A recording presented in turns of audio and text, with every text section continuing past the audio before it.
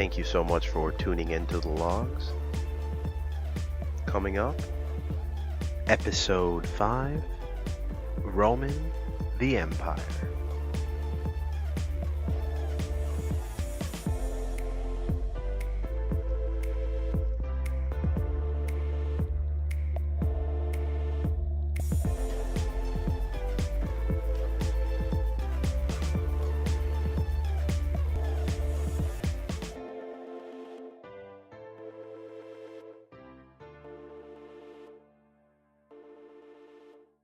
In the middle of the 3rd century, there was a crisis in the Roman Empire.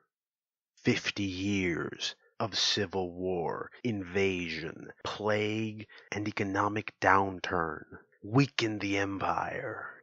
From the years 235 AD to 284, the people of the Roman Empire saw dozens of emperors rise to the stage and dozens fall. And at the very beginning of this struggle, in the year 238, there may have been a hero. A person rose to be emperor, chosen by the Senate as the person to save the empire. And on April 22nd of that year, 238, he took reign. His name? Pupienus. Pupienus Maximus. He was to save the empire, re-establish order. For he was Marcus, Claudius, Pupienus, Maximus, Augustus. So he took hold of the empire, and for 3 months and 7 days he ruled as co-emperor. And on that 7th day of the 4th month, it was July 29th, 236, he was assassinated by his own guards. And that was the end of Pupienus. But it was not the end of the Roman Empire, because after 238, dozens more emperors came into play, and by the year 284, they kind of stabilized a bit. And you got to feel bad for Pupienus, he had a badass name for one, and he wasn't alive, he wasn't emperor long enough to make any impact. A lot of his history is kind of gone to history. And for anybody that thinks I'm making this up, I'm not. There is a guy named Pupienus. It's spelled Pupienus, but it's Latin, so it probably means something else. And he usually went by the name Maximus anyway. And our story is not really going to focus on him, because we just jumped in fairly late in a story that spans centuries, in a Roman story that's very interesting to unpack, because the Roman Empire is something new. It's constantly evolving, but still keeping to tradition.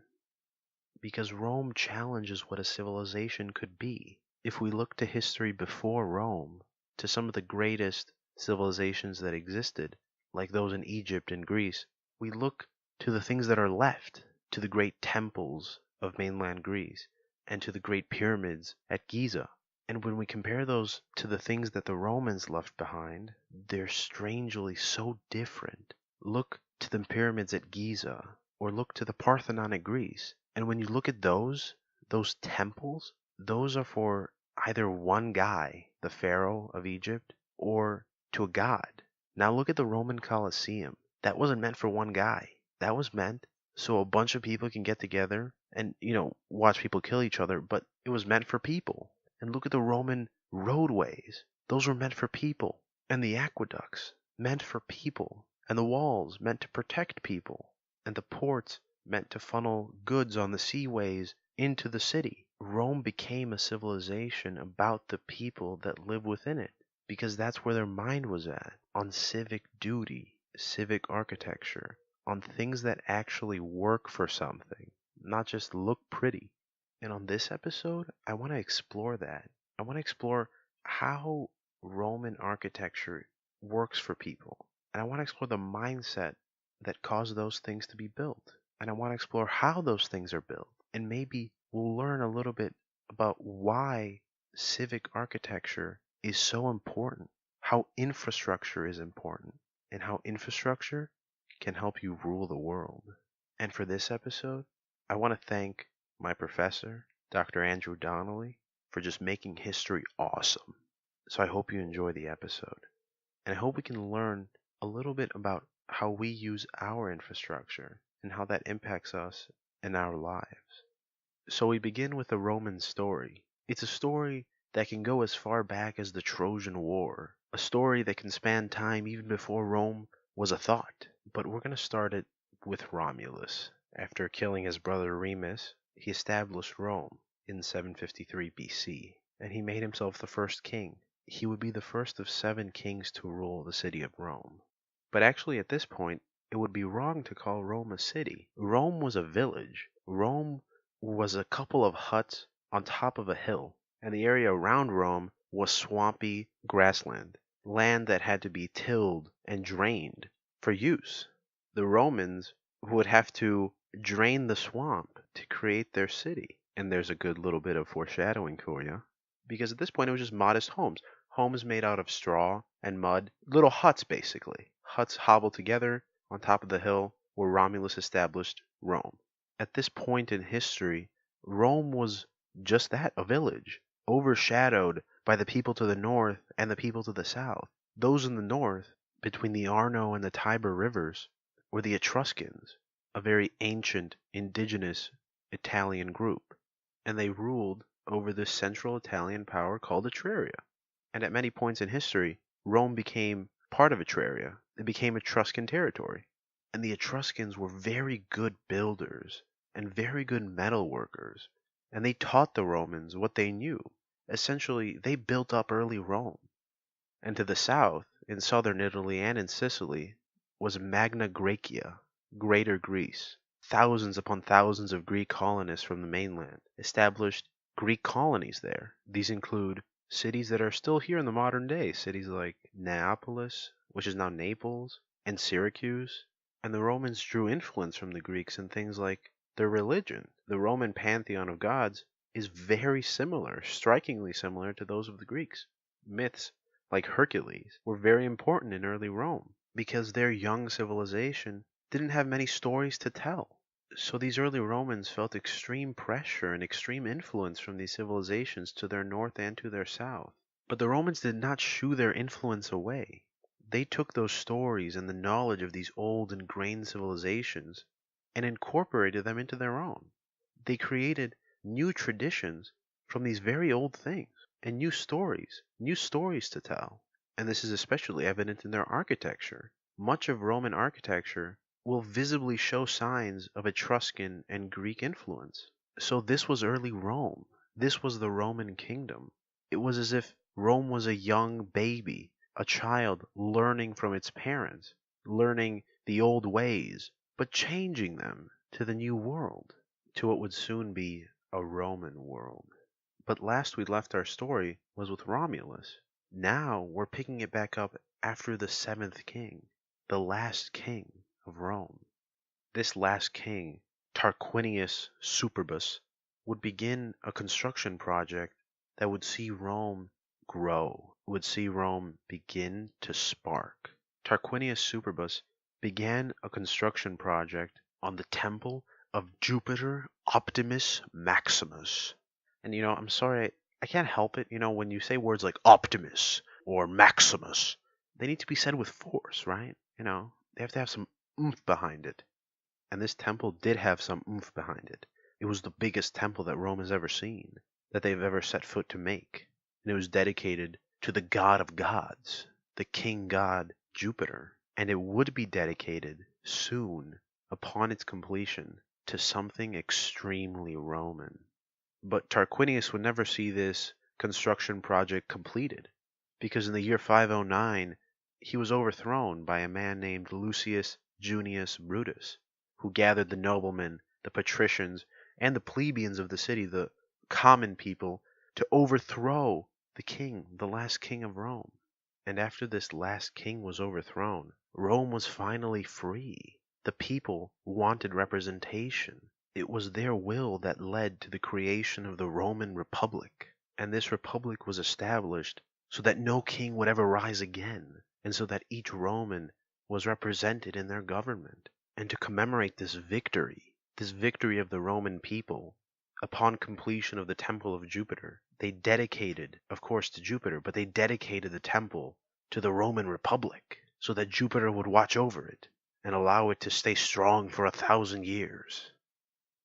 The victors of the revolution against the king created something called the Senate, which translates to a council of elders. And these people had the job of maintaining Rome. And at that time, Rome was a city on a hill, founded by Romulus and Remus on the Palatine Hill, one of the 7 hills of Rome. The city was nothing more than that. But after the Republic was established, Rome got very organized.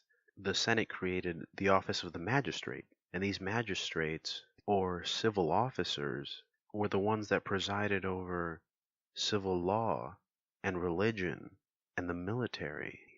They created the Roman legions, and slowly Rome started to conquer its neighbors, to the north and to the south. And remember, these were the Etruscans in the north and the Greeks in the south. These were very established civilizations, but with the Roman will, they did so. Rome functioned under the motto of Senatus Populus que Romanis, SPQR, the Senate and the people of Rome. And the military did so too.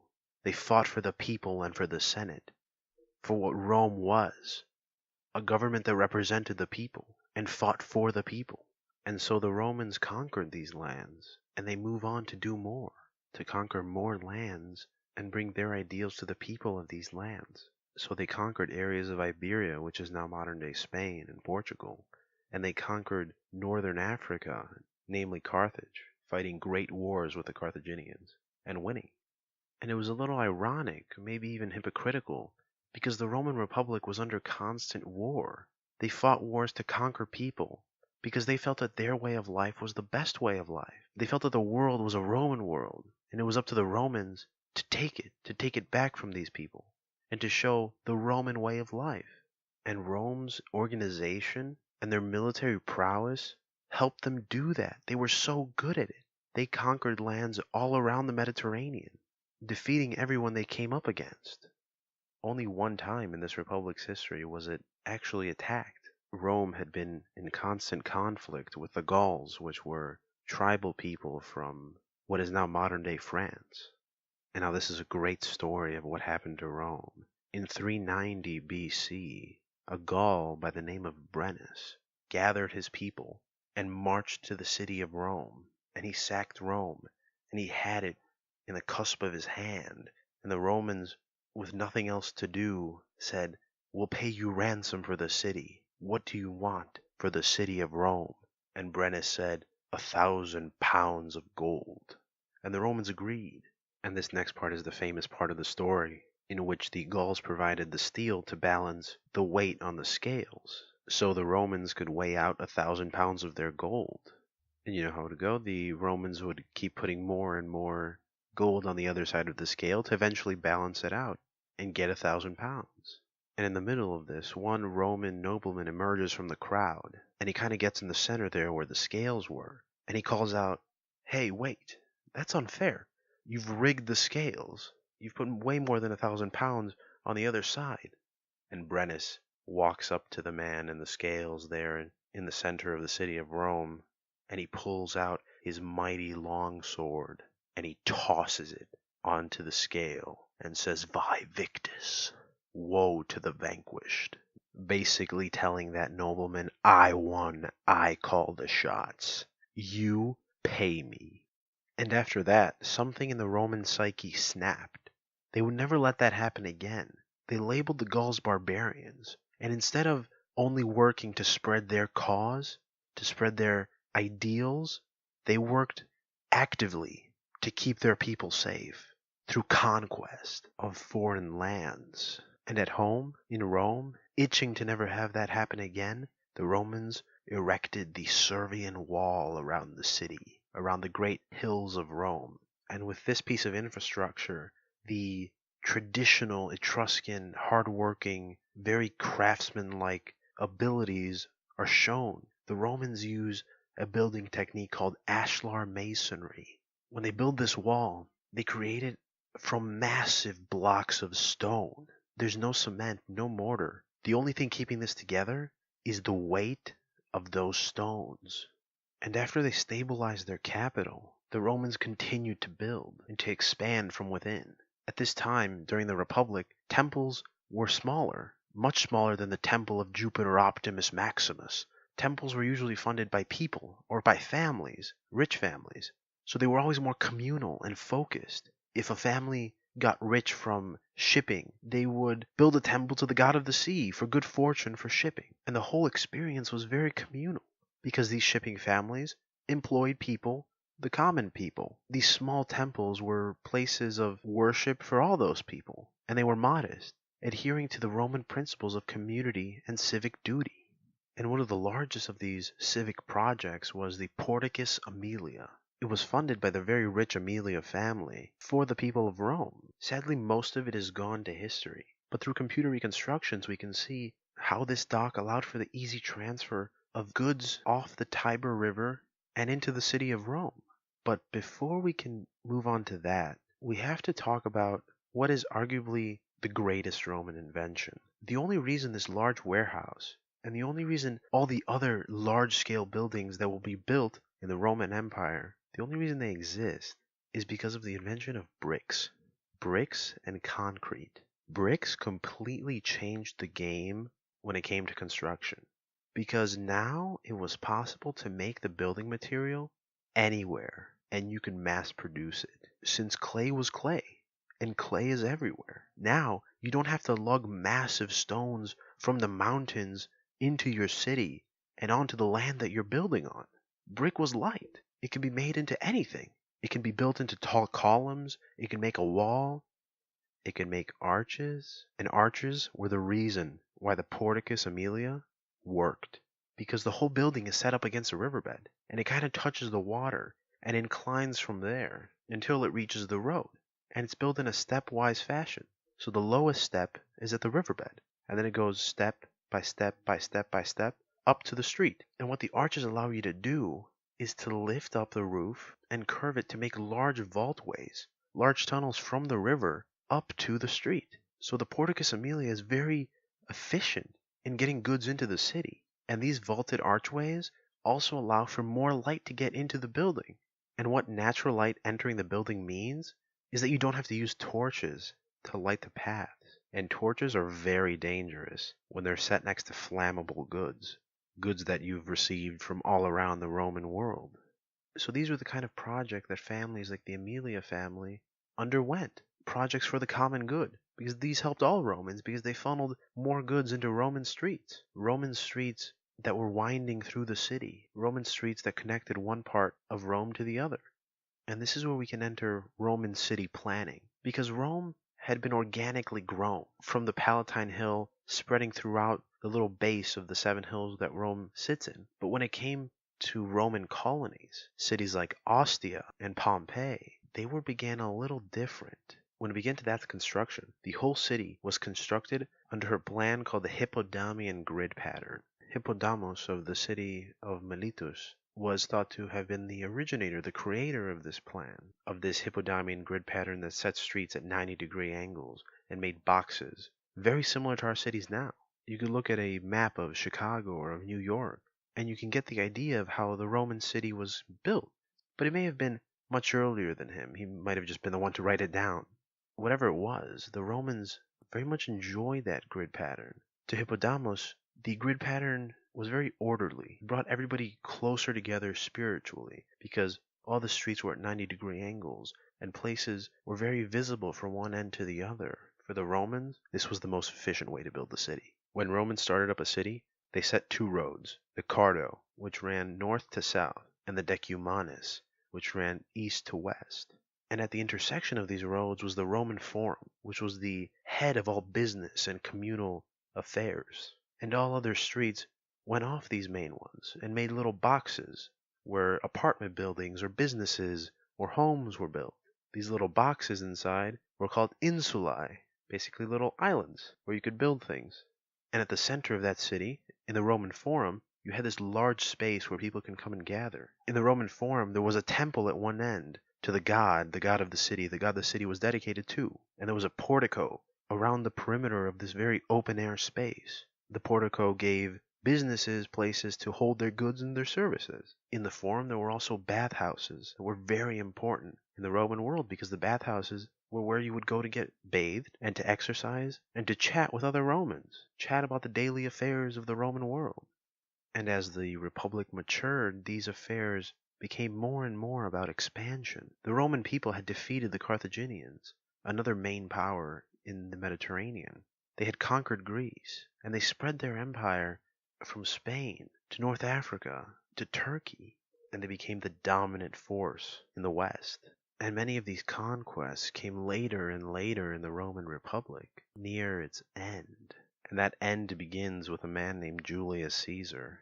Caesar had been serving as governor of the Roman province of Gaul, and Caesar had been making many strides there. He was a very great general leading the Roman legions in Gaul, and he had exerted Roman influence over the Gaulish people. And he became also very popular back in Rome, because the Romans didn't have a very short memory. They remembered what the Gauls did at the beginning of the Roman Republic, and the guy that could stop them from ever doing it again was a guy worth getting behind. And this was also compounded by the fact that Romans loved people that gained more land for Rome. Victorious Roman generals were celebrated in the city. The Romans held something called a triumph for the legions and for the generals that had won more land for Rome. A triumph was basically a procession through the city, where the citizens of Rome applauded and cheered for the people, the legions and the generals, and where the generals showed all the loot that they had gathered from those other peoples, the foreign peoples that they've conquered. And Caesar was one of these powerful generals, these very popular generals, and he also knew that he was good at being a general. So after he served his time as governor to the Roman Gaul, he returned to Italy. But he brought his army with him, and the Senate told him to disband the army, but Caesar did not. And the soldiers listened to Caesar, because especially on these fronts where you're constantly fighting enemies, you adhere to what the general is saying. And when he's a general like Caesar, who makes the right calls, you treat him like a king. And this does not bode well for the Republic, because the Senate ordered Caesar to disband his troops, return to Rome by himself, and he'll be dealt with in a court of law. But Caesar didn't listen. Have you ever heard the saying, the crossing of the Rubicon? The Rubicon River is a river between Gaul and Italy. Caesar crossed the Rubicon River against the will of the Senate in the year 49 BC and marched into Rome, starting a Roman civil war. And Caesar brings his army into the city, and the Senate scrambles to get some men together to fight Caesar. It's all for naught. His armies are too strong, too griddled by war, and he wins. He made himself dictator of the city of Rome, and he underwent a lot of reforms in the city to relieve some of the debt that they had incurred from their previous wars and their constantly ongoing wars. And he made reforms to the Senate, making it larger, and he built public works for the city, which would become a tradition in imperial Rome. And of course, he also made a little change to the calendar, making July a month. And the dictator position in the Roman Republic was a thing, but it was supposed to be a temporary position. A person could be made dictator of Rome when it was entirely necessary, when all the power needed to be diverted to one man, so quick decisions could be made for the safety of the people of Rome. Because sometimes, and I think we're well versed in this, the Senate is very slow to act. And when that situation was over, it was expected of that person to give the power back to the citizens of Rome. And that was one of the greatest things you can do for the city of Rome. One of the most respected things that you can do. But Caesar didn't give that power back, and it got some senators very angry, since Caesar was building things like the Forum of Caesar, near the main forum where the senators gathered. And in that forum, he put a temple to himself. And on occasion, he would ask the senators to meet him at this temple. And the senators thought, this guy's getting out of hand. We're going to lose all our power. The people enjoy him, but he'll ruin Rome. So a senator by the name of Brutus, I don't know if you've read Shakespeare, or I don't know if you were paying attention to the beginning of this history lesson. That's right, Lucius Junius Brutus is an ancestor of Brutus. And Brutus, along with Cassius and a bunch of other Roman senators, took it upon themselves to rid the Republic of this plague, because as they understood it, the Republic of Rome stood for representation and for the people, not for one guy, not for a king. So they assassinated Julius Caesar. And for a moment it looked like the Republic was back. But another guy came to the stage, Octavian, who would come to be known as Augustus, the first emperor of Rome. When he rose to power after Julius Caesar, there were still a lot of civil wars going on throughout the empire, and Augustus only finished off the final nail in the coffin of the Republic when he defeated Mark Antony and Cleopatra. He not only defeated them on the battlefield, but he labeled Mark Antony a traitor to Roman customs because he went with Cleopatra, an Egyptian. He launched propaganda campaigns against him, not unlike what politicians do nowadays. It's like those commercials. Do you trust Mark Antony? He says he'll fight for you, but your taxes go right to Egypt. This message has been approved by Octavius. And Octavius was brilliant at public relations. So eventually he defeated Mark Antony, and Octavius took on the title of Augustus, given to him by the Senate, and he became the sole ruler of Rome. He became the emperor. He was now the guy calling all the shots, and he was so good at it. He went by many titles, like Princeps Senatus, the first man of the Senate, or Princeps Civitatis, first citizen of the state. His favorite was Pontifex Maximus, or greatest priest. In Latin it translates to the greatest bridge builder. So he became the leader of the state religion. And now the title of Pontifex Maximus is used to identify the Pope of the Catholic Church. And Augustus embraced these titles. He was all about working with people and making friends. He turned what could have been an oppressive imperial office into a guy that worked for the people, into a guy the people could have a beer with, into a Roman. He worked for the people of Rome, not unlike how the Republic functioned.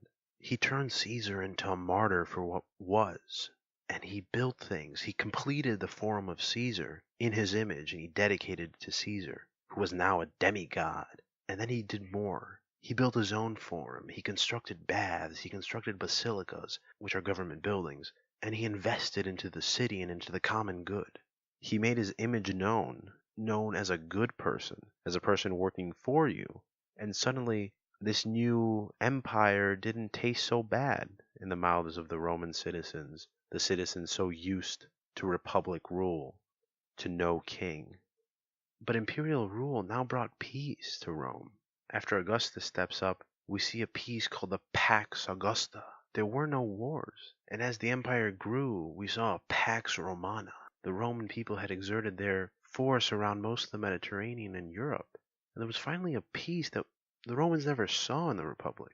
What this peace allowed for was investment in Rome and around the empire, investment in the citizens. And some of the greatest forms of investment were aqueducts and bathhouses. Like we mentioned earlier, bathhouses were in the Roman forums, and they were critically important to Roman life. And when a new emperor would step up to the throne, there was a good chance they were going to build a bathhouse, because building it brought goodwill from the eyes of the Roman citizens. One of the most beautiful and most influential bathhouses was built later in the Roman Empire by Emperor Caracalla, and this was around 212 AD when the baths of Caracalla were constructed.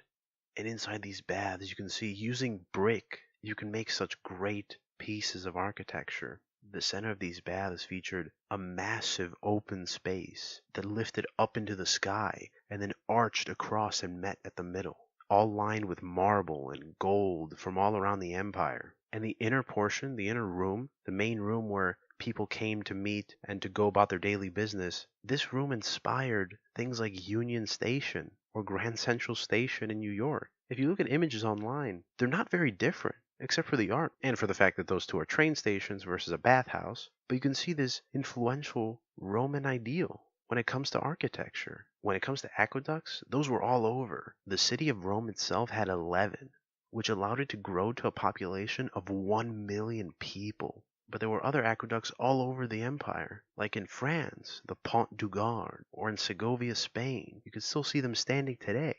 And these were insane pieces of construction because they had to be built with the smallest degree of decline from the water source to wherever you were going. Sometimes they cut through mountains. And when they did cut through mountains, the Romans would put shafts all the way to the top of the mountain so that air can come in and freshen up the water. These were very involved public works projects that allowed the citizens of Rome to live at a quality of life unseen of at that point in time.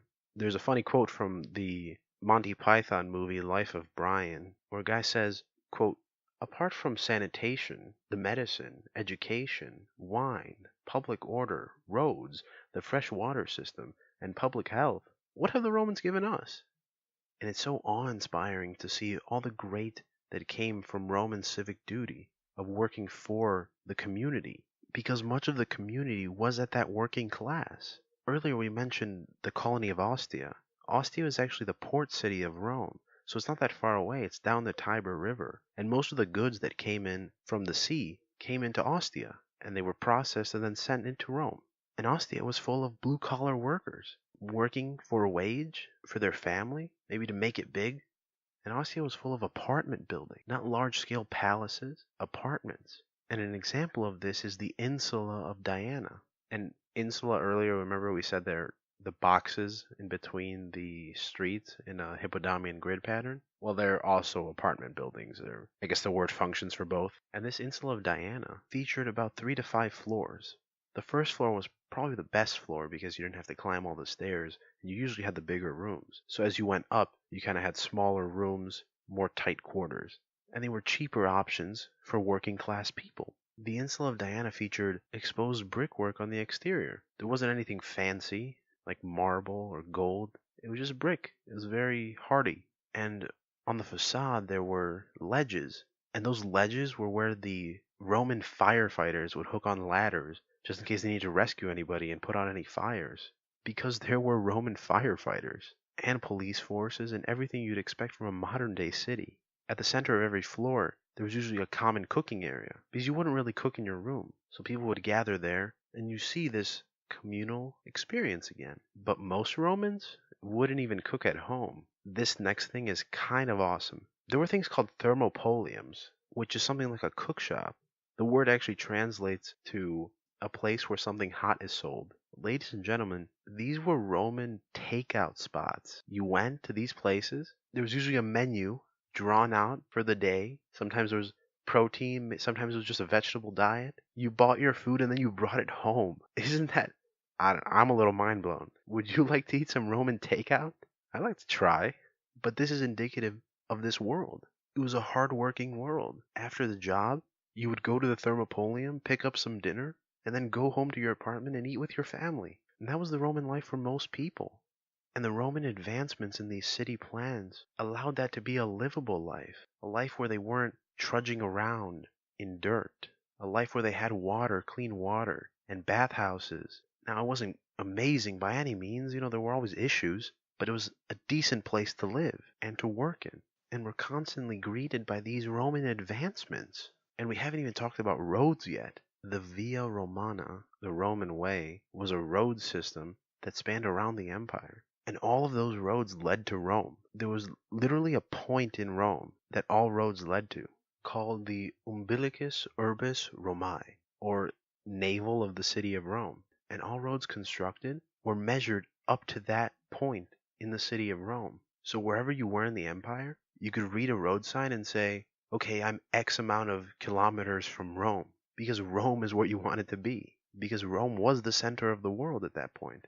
And all these roads were very well built. They were built slightly deep into the ground and they had a bunch of layers for water runoff. And sometimes they would cut through mountains and hills to keep the road nice and straight. If we look at this road system, it's a web throughout the Mediterranean and around it. And it's so influential throughout time that if you overlay the modern highway system in Europe over the ancient Roman highway system, they're strikingly similar. And you see this intense webbing all around Rome. It's as if all roads still lead to Rome. And these roads serve as something great for trade because traveling on a nice flat road is much faster than traveling over rough terrain. And it was very efficient for the army because the army could transport troops all around the empire much more easily. and the troops would be much less tired than if they had to hike over this terrain. And we see the same thing still reflected in our civilization today. Roads are a highly important piece of infrastructure. Just look at what Dwight D. Eisenhower proposed as president, the national system of interstate and defense highways, so people can trade faster, so trucks can drive faster through states, and if need be, move troops much more easily around the country. A country that features millions of people across many different cultures, all working towards one ideal. And now you're confused. Am I talking about the USA or am I talking about Rome? Because they're not so different, are they? Because throughout this episode, we've been talking about a people that have instilled attitudes of representation and hard work into their civilization. And we can see that fact today because of the things that they left behind. They left behind beautiful pieces of architecture that work towards a goal, whether it's an aqueduct to deliver water, or a bathhouse to bathe the population, or an apartment building to house all of your people. From Rome, we can learn more about our civilization, where we are living now, and how we're living in it, how we use the infrastructure, where we eat, and where we sleep. And hopefully we can use the mistakes of the Romans to make ourselves better, because the Roman Empire did fall. It collapsed under its own weight. It collapsed under people that wanted too much from it. And then after the Romans were gone, people still looked up at the great projects that the Romans have completed, and they said, only a giant could have built those. Thank you so much for listening to this episode of The Logues, a podcast dedicated to understanding. Please subscribe so you're notified of new episodes, and find us anywhere you find podcasts. And please remember to laugh a little.